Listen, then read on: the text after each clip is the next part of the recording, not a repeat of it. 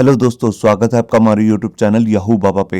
ये हमारा PHP course से रिलेटेड 134 ट्यूटोरियल है और इस कोर्स में आप पीएचपी के फाइल सिस्टम के फंक्शन सीखने वाले हैं। यहाँ देखिए, मान लीजिए आप अपने सिस्टम से सर्वर पे एक फाइल क्रिएट करना चाहते हैं, या हो सकता है वहां पर आप एक फोल्डर क्रिएट करना चाहते हैं। यहाँ पे जो फाइल का फॉर्मेट है वो किसी भी तरीके का हो सकता है। मान लीजिए आप पीएचपी की फाइल वहां पे क्रिएट कर रहे हैं सर्वर पे। मोस्टली सर्वर पे हम टेक्स्ट की फाइल, जेसन की फाइल या सीएसवी फाइल को ही क्रिएट करते हैं। ये जेसन और सीएसवी फाइल्स क्या होती हैं, ये बेसिकली हम आगे आने वाली वीडियोस में देखेंगे। और इसी तरह जो हमने फाइल के ये फॉर्मेट क्रिएट किए हैं, इसको हम रीड भी कर सकते हैं। तो इस तरह जब भी हम सर्वर पे कोई फाइल को क्रिएट करना चाहते हैं, बेशक वो किसी भी फॉर्मेट की हो, चाहे फोल्डर को क्रिएट करना चाहते हैं, तो उसके लिए हमारे पास यहाँ पे पीएचपी के अंदर स्पेशल एक फंक्शन की लिस्ट आती है जिसे हम कहते हैं फाइल सिस्टम फंक्शंस। इन फंक्शन की हेल्प से हम यहाँ पर सर्वर पे या तो फाइल को क्रिएट कर सकते हैं या फिर फोल्डर को क्रिएट कर सकते हैं, या दूसरा हम फाइल्स को रीड भी कर सकते हैं।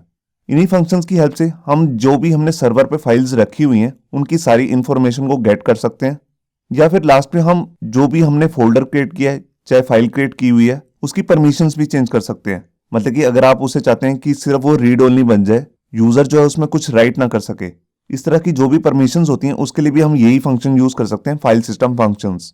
इसके अंदर जितने भी फंक्शंस आते हैं ये हम अपनी इस वीडियो में और आगे आने वाली 2 वीडियोस में कवर करेंगे। तो आइए पहले देखते हैं कि जो फंक्शंस हम इस वीडियो में कवर करने वाले हैं वो कौन से हैं। ये देखिए, यहाँ पर हमारे सामने एक लिस्ट है उन फंक्शंस की जो हम इस वीडियो में कवर करने वाले हैं।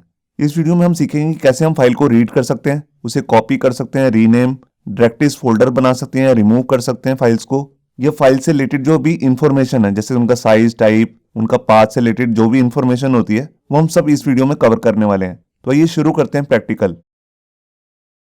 यहां देखिए, वेब एडिटर के अंदर मैंने अपना एक फोल्डर क्रिएट कर लिया। आप यहां पे देख सकते हैं php-फाइल सिस्टम। उसके अंदर यहां पर मैंने 2 फाइल्स क्रिएट की हैं। एक है myfile.php और एक हमने टेक्स्ट फाइल क्रिएट की है जिसका नाम है readme.txt। मैं आपको दिखाता हूं। ये देखिए, इसके अंदर हमने डमी लॉरम सम का टेक्स्ट डाला हुआ है। आप देख रहे हैं यहाँ पर 4-5 लाइन्स हैं और इनके बीच में मैंने, आप ध्यान से देखें, यहाँ पर एंटर भी लगाया हुआ है।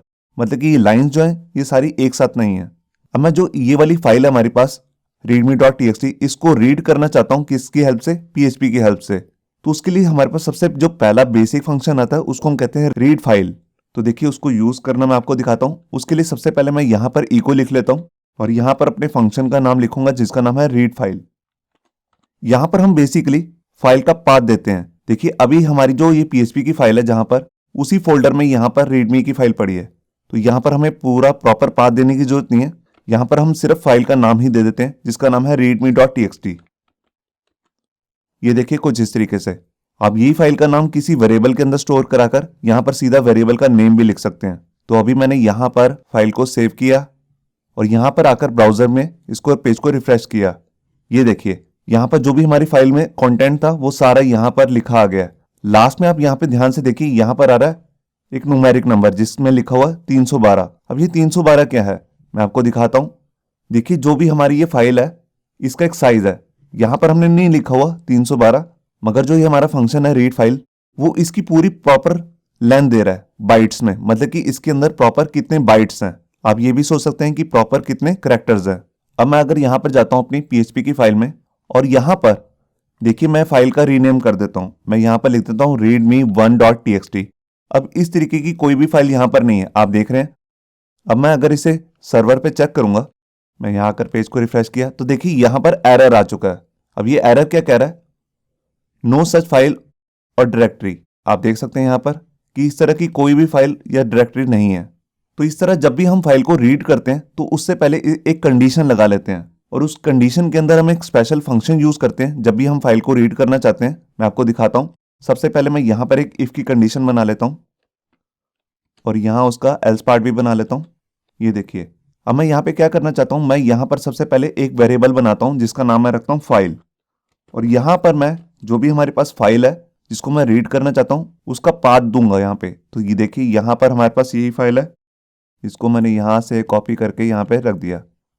और जी सेकंड लाइन है, इसको मैं यहाँ से कट कर लेता हूँ, इसको मैं यहाँ पर डाल देता हूँ। अब सबसे पहले हमें यहाँ पर कंडीशन बनानी है। मेरे को ये चेक करना है अगर ये वाली फाइल जो है ये एग्जिस्ट करती है तो ही ये फाइल रीड हो, मतलब कि इसको इको करे। तो उसके लिए हमारे पास जो फंक्शन आता है उसका नाम है फाइल एग्जिस्ट। तो मेरे को जस्ट लिखना है यहाँ पे फाइल अंडरस्कोर एग्जिस्ट। अगर ये फाइल एग्जिस्ट करती है मेरे को यहाँ पे पाथ पास करना पड़ेगा, तो हमारा वो पाथ जो है फाइल नाम के वेरिएबल के अंदर है, ये देखिए। तो यहाँ मैंने इसे डाल दिया। और अगर ये इसे फाइल नहीं मिलती तो यहाँ पर हम एक मैसेज शो कर देंगे, फाइल डज नॉट एग्जिस्ट। ये देखिए, अब अगर ये फाइल मिल जाएगी तो ये यहाँ पर इको कर देगा इसे, और अगर ये फाइल नहीं मिलती तो यहाँ पर हमारे पास मैसेज आ जाएगा फाइल डज नॉट एग्जिस्ट। तो ये मैंने फाइल को सेव किया और यहाँ आकर पेज को रिफ्रेश किया। ये देखिए, अब यहाँ पे कोई एरर नहीं आया, यहाँ पे जस्ट इसने ये मैसेज शो कर दिया फाइल डज नॉट एग्जिस्ट। और अगर मैं वापस जाके इसका रीनेम कर दूं readme.txt, तो देखिए, और यहाँ पर भी जाकर मैं इसका रीनेम कर देता हूँ। ये देखिए, यहाँ मैंने फाइल को सेव किया और ये देखिए अब हमारा कंटेंट भी प्रॉपर दिख रहा है। तो ये था हमारा सबसे पहला बेसिक फंक्शन जिससे हम फाइल को रीड कर सकते हैं। और दूसरा फंक्शन जो हमने देखा है ये चेक करने के काम आता है कि इस नाम की जो भी फाइल है या फोल्डर भी हम यहाँ पर अभी आगे चेक करेंगे कि वो एग्जिस्ट करते हैं कि नहीं। अब इसके बाद मैं आपको एक फंक्शन बताने वाला हूँ जिसका नाम है कॉपी। कॉपी क्या करता है, बेसिकली कोई भी एक एग्जिस्टिंग फाइल हो उसका एक क्लोन कर देता है, मतलब कि इसकी कॉपी बना के रख देता है। तो देखिए मैं यहीं पर इसको कॉपी कर देता हूँ। पहले यहाँ पर मैं फाइल को रीड करूंगा, उसके बाद मैं यहाँ पर अपना कॉपी फंक्शन यूज कर लेता हूँ। मेरे को जस्ट यहाँ पे लिखना है कॉपी, और यहाँ पर हमारे पास दो पैरामीटर आते हैं। जो सबसे पहला पैरामीटर होता है वो होता है सोर्स। तो जो हमारा सोर्स है जिसका हमने क्लोन करना है वो है हमारे पास ये वाला वेरिएबल जिसके अंदर ये फाइल आ रही है। देखिए मैंने इसे यहाँ पर पास कर दिया। अब इसके बाद मेरे को यहाँ पर टारगेट फाइल का नाम देना होता है जो कि मैं क्लोन करके बनाना चाहता हूँ। तो यहाँ पर देखिए मैं यहाँ पर एक नया नाम ले लेता हूँ, न्यू फाइल डॉट txt। ये देखिए अब ये क्या करेगा फंक्शन, ये इस वाली फाइल को क्लोन कर देगा इस वाली फाइल में। तो यहाँ मैंने फाइल को सेव किया और यहाँ आकर पेज को रिफ्रेश किया। यहाँ पर कोई फर्क नहीं पड़ेगा, यहाँ पर तो जस्ट इसने डाटा को रीड करके हमारे को दिखा दिया। आप यहाँ पे ध्यान से देखिए, यहाँ पर एक फाइल अपने आप क्रिएट हो चुकी है जिसका नाम है न्यू फाइल डॉट txt। मैं आपको क्लिक करके भी दिखाता हूँ। इसके अंदर भी देखिए सेम कंटेंट यहाँ पे पेस्ट हो चुका है। तो यही काम होता है हमारा कॉपी फंक्शन का। ये किसी भी एग्जिस्टिंग फाइल को क्लोन कर देता है, मतलब कि इसकी कॉपी बना के रख देता है। अब इसके बाद मैं आपको एक नया फंक्शन बता रहा हूँ जिसका नाम है रीनेम। रीनेम क्या करता है, जैसे कि आप यहाँ पे एक फाइल देख रहे हैं न्यू फाइल डॉट txt जो कि अभी अभी हमने बनाई है, इसका मैं रीनेम करना चाहता हूँ, मतलब कि इसका नाम जो है वो चेंज करना चाहता हूँ। तो देखिए मैं यहाँ पे क्या करूँगा, पहले मैं यहाँ पर चेक कर रहा हूँ कि इस नाम की कोई फाइल है कि नहीं। तो यहाँ पे अभी मैंने कॉपी किया था। अब यहाँ पर मैं रीनेम का फंक्शन लगा लेता हूँ। अगर ये फाइल एग्जिस्ट करती होगी तो ये उसको रीनेम कर देगा। तो रीनेम के लिए जो हमारे पास फंक्शन है उसका नाम है रीनेम, और यहाँ आकर जस्ट मेरे को फाइल का जो पुराना नाम है उसको देना है। तो देखिए जो नाम है वो ऑलरेडी आपको दिख रहा है, न्यू फाइल डॉट txt। उसके बाद जो मैं नया नाम देना चाहता हूँ वो मैं सेकंड पैरामीटर में दूंगा। तो देखिए मैं न्यू नाम जो दे रहा हूँ वो दे रहा हूँ यहाँ पर ओल्ड फाइल डॉट txt। ये देखिए अब ये फंक्शन क्या करेगा, इस वाली फाइल का नाम जो है ये रख देगा ओल्ड फाइल डॉट txt। तो यहाँ मैंने फाइल को सेव किया और यहाँ आकर पेज को रिफ्रेश किया। यहाँ देखिए यहाँ तो कुछ नहीं हुआ, मगर यहाँ देखिए ध्यान से, यहाँ पर नया नाम आ चुका है ओल्ड फाइल डॉट txt। तो इस तरह हम रीनेम फंक्शन को यूज करके किसी भी फाइल का नाम चेंज कर सकते हैं। अब मैं आपको दिखाता हूँ कि अगर मैं किसी फाइल को रिमूव करना चाहता हूँ तो उसके लिए हम यहाँ पे क्या करेंगे।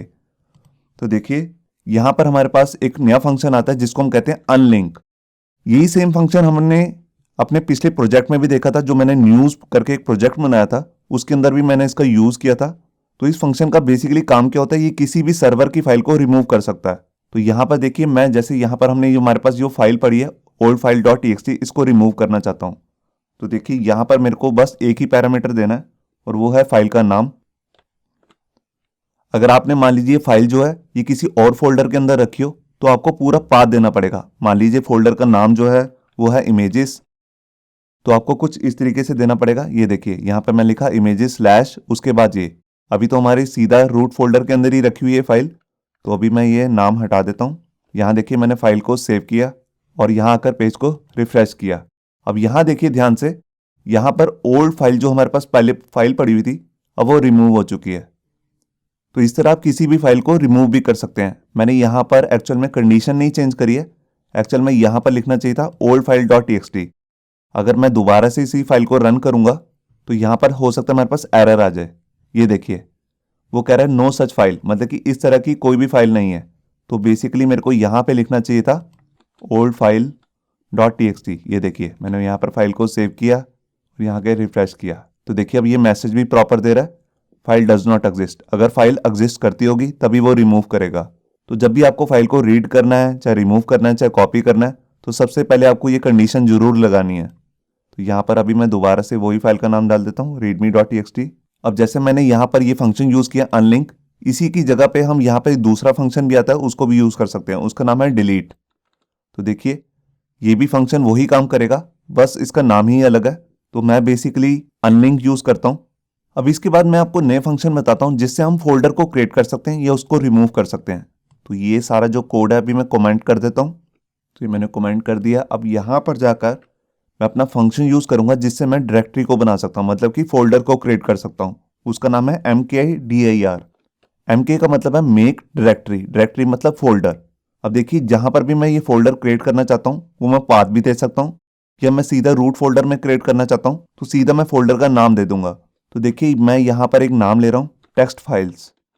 अब मैं इस नाम का जो फोल्डर है इसको क्रिएट करना चाहता हूँ। अभी आप यहाँ पे देखेंगे यहाँ पर एक ऑटोमेटिकली एक नया फोल्डर आ जाएगा। तो यहाँ मैंने फाइल को सेव किया और यहाँ आकर पेज को रिफ्रेश किया तो यहाँ देखिए ऑटोमेटिकली एक नया फोल्डर क्रिएट हो चुका है। ये बिल्कुल एम्प्टी फोल्डर है, इसके अंदर कुछ भी नहीं है। तो इस तरह से मैं किसी भी फोल्डर को क्रिएट कर सकता हूँ।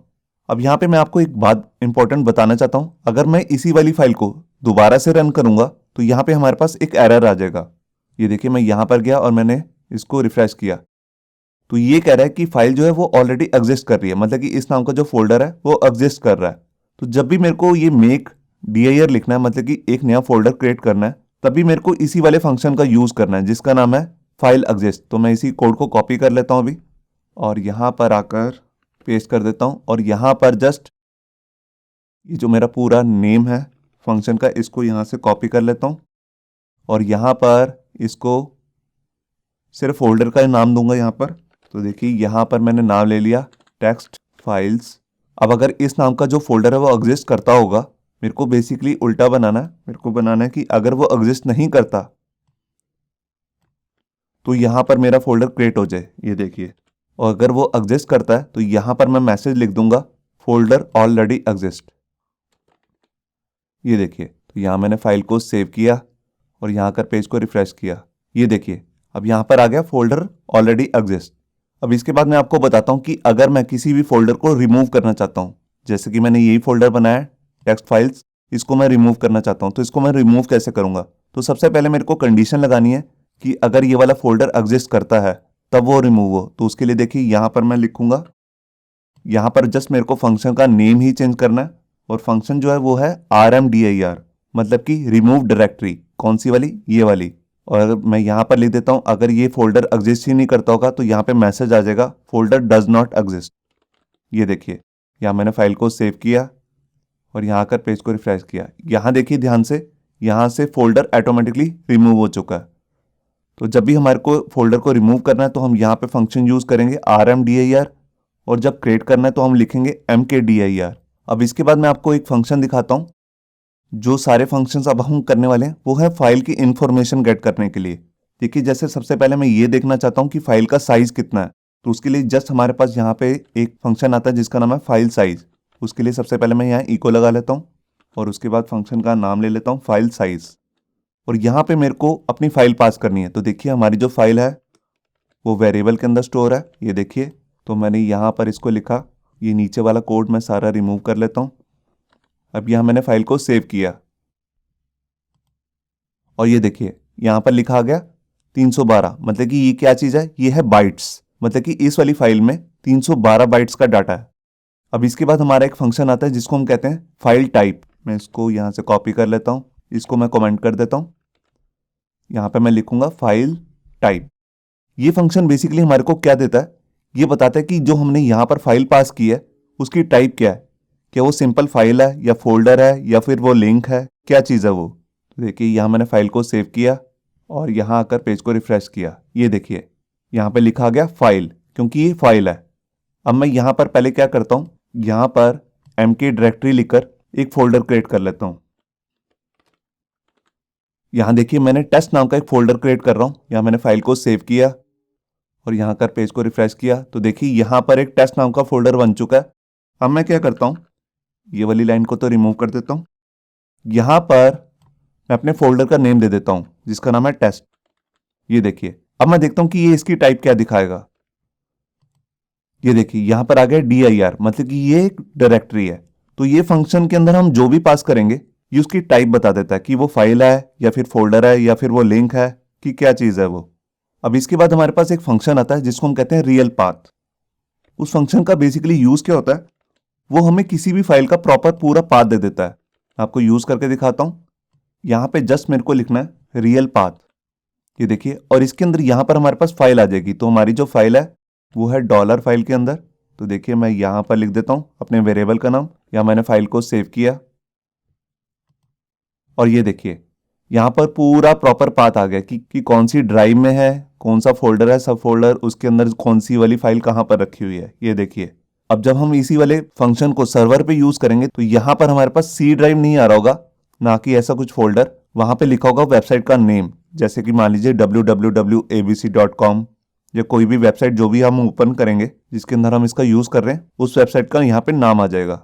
अब बिल्कुल इसी फंक्शन की तरह ही हमारे पास एक दूसरा फंक्शन भी आता है जिसको हम कहते हैं पाथ इन्फो। तो देखिए उसके लिए मैं यहाँ पे क्या करूँगा, ये ऊपर का डाटा मैं रिमूव कर देता हूँ। यहाँ मैं इस वाली लाइन को तो कमेंट कर देता हूँ और यहाँ पर आकर फंक्शन का नेम ले लेता हूँ जिसका नाम है पाथ इन्फो। ये देखिए अब ये फंक्शन जो है ये बेसिकली हमारे को एक एरे रिटर्न करता है। तो एरे को हम इको नहीं कर सकते, उसके लिए मैं यहां पर ले लेता हूं प्रिंट आर फंक्शन और इसकी फॉर्मेटिंग को सही रखने के लिए इसको प्री टैग के अंदर डाल लेता हूं।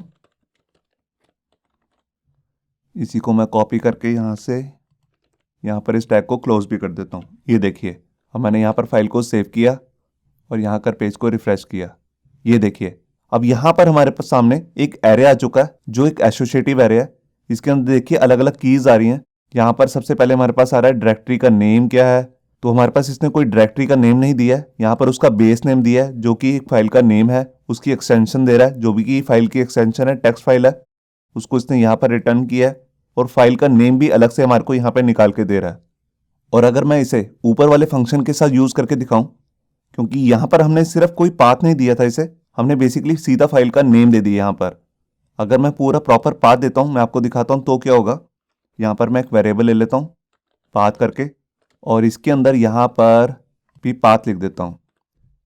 ये देखिए अब यहाँ पर मैंने पूरा प्रॉपर जो हमारे को यहाँ से पूरा प्रॉपर पाथ मिल रहा है उसको यहाँ पे पेस्ट कर दिया। अब देखते हैं कि अब हमारे को यहाँ पर ये जो फंक्शन है क्या रिटर्न करेगा। ये देखिए अब यहाँ देखिए डायरेक्टरी नेम जो है यहाँ पर पूरा डायरेक्टरी का पूरा स्ट्रक्चर दिखा रहा है हमारे को। बेस नेम भी आ रहा है, एक्सटेंशन भी आ रही है फाइल की और उसका नेम भी आ रहा है अलग से। तो ये बहुत काम का फंक्शन है। ये हमारे को मान लीजिए हम ऊपर से यूआरएल जो आ रहा है उसको पास करके हम यहाँ से गेट कर सकते हैं कि बेसिकली कौन सी फाइल है। अगर आप इनमें से कोई चारों वैल्यूज में से कोई एक वैल्यू एक बार में चाहते हैं तो उसका भी हमारे पास यहाँ पे एक ऑप्शन आता है। यहाँ पे हमें यहाँ पर इस फंक्शन के अंदर एक दूसरा पैरामीटर पास करना होता है। देखिए अगर आप सिर्फ डायरेक्टरी का नेम यहाँ पे लेना चाहते हैं तो उसके लिए हमारे पास यहाँ पे हमें एक पैरामीटर पास करना पड़ेगा, पाथ इन्फो dir नेम। ये देखिए path info underscore dir name, तो ये आपको डायरेक्टरी का नेम दे देगा। मैंने यहाँ पर फाइल को सेव किया और यहाँ देखिए पेज को रिफ्रेश किया तो ये देखिए सिर्फ हमारे को डायरेक्टरी का नेम निकाल के दे रहा है। अगर आप उसको बेस नेम निकालना चाहते हैं तो उसके लिए जस्ट आपको यहाँ पर चेंज करना है बेस नेम। या मैंने फाइल को सेव किया और ये देखिए इसने बेस नेम निकाल के दे दिया, मतलब कि जो फाइल का नेम है। और इसी तरह हमारे पास यहाँ पे अगर हम एक्सटेंशन निकालना चाहते हैं तो उसके लिए हमारे को यहाँ पे पास करना है एक्सटेंशन। या मैंने फाइल को सेव किया और ये देखिए यहाँ पर एक्सटेंशन आ गई फाइल की .txt। आप जोन सी भी फाइल ओपन कर रहे होंगे, बेशक वो PHP की फाइल हो, तो यहाँ पे दिखाएगा .php। और इसी तरह अगर हम सिर्फ फाइल का नेम निकालना चाहते हैं, हमें यहाँ पर एक्सटेंशन नहीं चाहिए, तो उसके लिए हम यहाँ पर पास कर देंगे path info underscore file name. यहाँ मैंने फाइल को सेव किया और ये देखिए यहाँ पे सिर्फ नाम आ गया रीडमी। तो जैसे अभी हमने यहाँ पर बेस नेम निकाला था, उसके लिए हमारे पास एक अलग से फंक्शन भी आता है जिसको हम कहते हैं बेस नेम। वो हमने अपने न्यूज़ वाले प्रोजेक्ट के अंदर भी यूज़ किया था, उसको भी हम यहाँ पे यूज़ कर सकते हैं। तो देखिए उसके लिए मैं यहाँ पे क्या करूँगा, इस वाले कोड को कमेंट कर देता हूँ और यहाँ पे अपना फंक्शन ले लेता हूँ बेस नेम। तो उसके लिए सबसे पहले मैं यहाँ इको लगा लेता हूँ बेस नेम, और यहाँ आकर जस्ट मेरे को ये हमारा जो पाथ आ रहा है इसको मैं यहाँ पे पास कर सकता हूँ। इसके अंदर मैं कोई यूआरएल भी पास कर सकता हूँ, जिस यूआरएल के अंदर पूरा फोल्डर का नाम या पाथ फाइल का नेम के साथ आ रहा हो उसको मैं यहाँ पे पास करके देख सकता हूँ। तो यहाँ मैं अभी आपको यही पाथ दिखा रहा हूँ। तो इसके अंदर सबसे पहले हमारे पास यहाँ पे आ जाएगा फुल पाथ, उसको मैंने यहाँ पे पास कर दिया। तो ये फंक्शन हमारे को सिर्फ बेस नेम निकाल के दे देगा। तो देखिए इसने हमारे को सिर्फ बेस नेम निकाल के दे दिया जो कि एग्जैक्टली फाइल का नेम है। और अगर मैं इसमें से सिर्फ फाइल का नेम निकालना चाहता हूँ, ये एक्सटेंशन नहीं निकालना चाहता, तो उसके लिए भी हमारे पास यहाँ पे दूसरा पैरामीटर देना होता है, और उस पैरामीटर के अंदर हम यहाँ पे बताते हैं कि कौन सी वाली एक्सटेंशन हटानी है। तो देखिए जैसे मैं यहाँ पर txt हटाना चाहता हूँ तो यहाँ पर मैं लिख दूंगा .txt। तो यहाँ मैंने फाइल को सेव किया और ये देखिए इसने हमारे को सिर्फ फाइल का नेम दे दिया। तो ये फंक्शन भी बहुत यूज का है, हम इसको भी यूज कर सकते हैं। ये इससे पहले वाला जो हमने फंक्शन देखा है पाथ इन्फो, जैसे कि आप यहाँ पे देख रहे हैं, इसको भी हम यूज कर सकते हैं। अब इसके बाद हम अपना लास्ट फंक्शन देख रहे हैं जिसका नाम है डायरेक्टरी नेम। ये फंक्शन बेसिकली हमें देता क्या है, हम इसके अंदर जो भी फाइल का पाथ पास करते हैं ये उस फाइल का जो पेरेंट डायरेक्टरी होती है उसको हमारे को रिटर्न करता है। तो देखिए जैसे हमारे पास यहाँ पे पूरा फाइल का पाथ आ रहा है इस पाथ नाम के फोल्डर के अंदर, मैं इसको भी यहाँ पे पास कर सकता हूँ। और यहाँ पर अभी मैं आपको इतना ही करके दिखाता हूँ। ये देखिए यहाँ पर इसने हमारे को फाइल नहीं दी है, बेसिकली हमारे को उसका जो पेरेंट डायरेक्टरी थी जहाँ पर हमारे पास पेरेंट फोल्डर था उसका हमारे को यहाँ पे पूरा पाथ दे दिया। और इसके अंदर भी हमारे पास यहाँ पर एक पैरामीटर होता है जिसको हम कहते हैं लेवल्स। यहाँ देखिए अगर मैंने यहाँ पर पास कर दिया 2, अभी हमारे को 2 लेवल तक का जो पेरेंट डायरेक्टरी है उसका लेवल हमारे को रिटर्न करेगा, मतलब कि वहां तक का स्ट्रक्चर। तो यहाँ मैंने फाइल को सेव किया और ये देखिए अब यहाँ पर मेन फोल्डर का नाम नहीं आया है जिसको आप यहाँ पे देख रहे हैं php-फाइल सिस्टम। इस वाले फोल्डर का नेम यहाँ पे अब शो नहीं कर रहा है, उससे ऊपर वाले फोल्डर्स का नाम यहाँ पे हमारे को दिखा रहा है। मैं जो हमारे पास पूरा पाथ आ रहा है उसको भी आपको इको करके दिखाता हूँ। ये देखिए मैंने यहाँ पर इको किया और लास्ट में जाके मैं यहाँ पर ब्रेक लगा देता हूँ। ये देखिए मैंने यहाँ पर कॉन्कैट करके यहाँ पर ब्रेक लगा दिया है और यहाँ पर इको के स्पेलिंग ठीक कर लिए। यहाँ मैंने फाइल को सेव किया और ये देखिए जो हमारे पास रियल पाथ आ रहा है वो तो ये पूरा पाथ है, और जो हमारे पास डायरेक्टरी का नेम आ रहा है वो देखिए ये इसने हमारे को डायरेक्टरी का नेम निकाल के दे दिया लेवल 2 तक। और अगर मैं यहाँ से लेवल 2 हटा देता हूँ, आप अलग अलग एक्सपेरिमेंट करके देख सकते हैं लेवल से।